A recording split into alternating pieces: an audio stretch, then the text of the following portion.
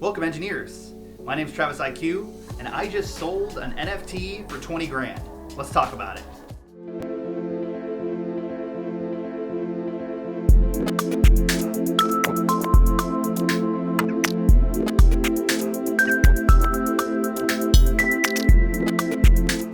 So let's talk about what happened. I combined two of my interests into one very interesting investment.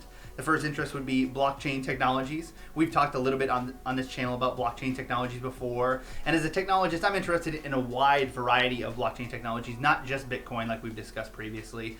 I'm interested in the cryptographic principles behind it, the use cases of blockchain technologies. There's a bunch of really interesting use cases. And so things like smart contracts, Ethereum, Cardano and EOS and Tezos, these types of things. So I'm interested in a lot of those things. Public, private keys, storage, data ownership, and transferability of this ownership through things like digital signatures. I've actually talked a lot about these fundamentals of cryptography on this channel already. If you're interested in that, go check those videos out. But there is another thing about this that I would like to talk about before we talk about the investment, and that's NFTs, so non-fungible tokens, right? And this would be before we talk about kind of the purchase and the subsequent sale of this NFT that I was looking at.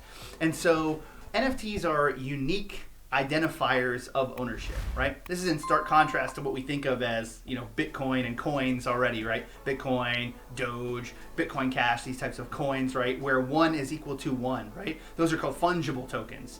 Fungible tokens are the exact same thing as, let's say, a dollar bill. $1 bill is equal to another dollar bill, barring some uniqueness of that dollar bill. But realistically, right, each dollar just represents $1 in our monetary system.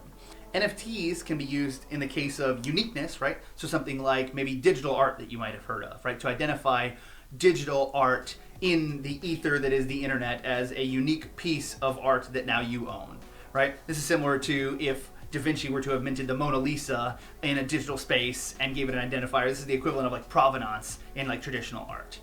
Interestingly enough, right, I'm not actually very interested in digital art, nor do I really know much about it. I don't have hundreds of thousands of dollars to speculate in the art market, and I don't come from any wealthy environments, so it really isn't a use case for me. What is a use case for me, though, is something like video games. I grew up on video games. I know a lot about video games. And also, I remember getting, and still to this day, unique items and tokens in video games that have value in the game. How awesome and unique they are and have value to the rest of the community.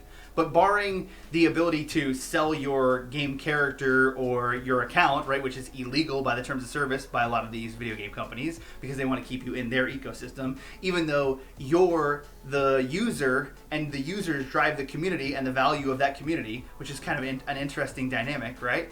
Now we have this alternate use case that I actually do understand because I grew up in those environments, which is video games and items and ownership.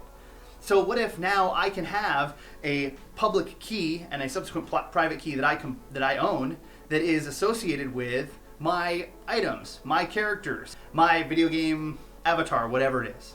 And it just so happens that the most popular blockchain video game on the planet right now is Axie Infinity, which is actually a video game that I thought was pretty interesting and did a bunch of research in and got involved in like 6 months ago.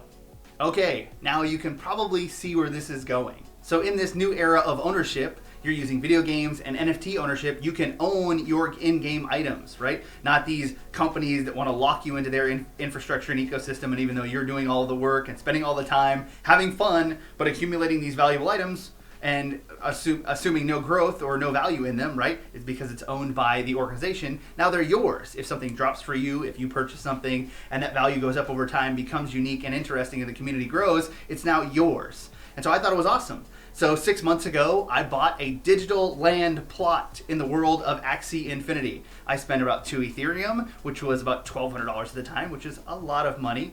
I had fully intended to use this item in game and to be a part of the community with it when one day I sat down at my computer to look at the information associated with the game and found that these same plots were now selling for 10 Ethereum.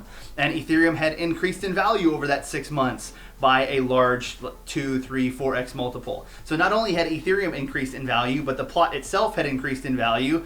And at that point, I said, well, there's a lot of value here, and I should probably sell this thing as a result of how much value it actually represents to me in my life. As I've already told you, I'm not some digital art collector out there jet setting around the world selling Mona Lisas. So I put the thing up for sale. I then waited 5 to 7 days to see however long it took for this thing to sell, and poof, it sold for 10 Ethereum, around $22,000 at the time. And there you have it. I netted myself a cool $20,000 in Ethereum, as it were. That could be converted directly into USDC or US dollars if I so chose, but $20,000 cash equivalent in Ethereum. Wow.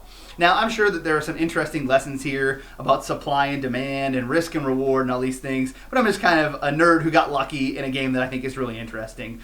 If you like this style of video and you want some more info about what I did and how I think it's interesting, how I think it's going to impact the use case of blockchain and NFTs, let me know in the comments below. If you're looking for more cybersecurity and networking content, as is always the case, engineer, break stuff, have fun, and keep an eye out.